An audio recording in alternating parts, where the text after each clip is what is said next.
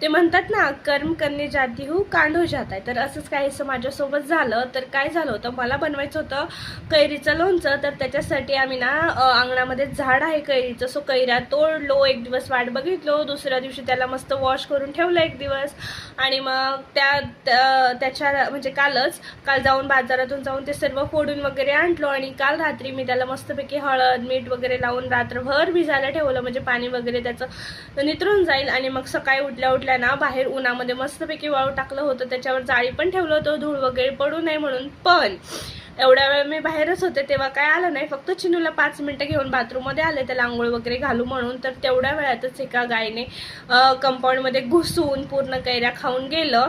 तर खूप वाईट वाटलं, म्हणजे एवढं मेहनत पाण्यामध्ये गेलं म्हणून. असो, तर या सिच्युएशनमध्ये तुम्ही काय केलं असतं, तुमचं काय रिॲक्शन असतं मला नक्कीच कॉमेंटमध्ये सांगा.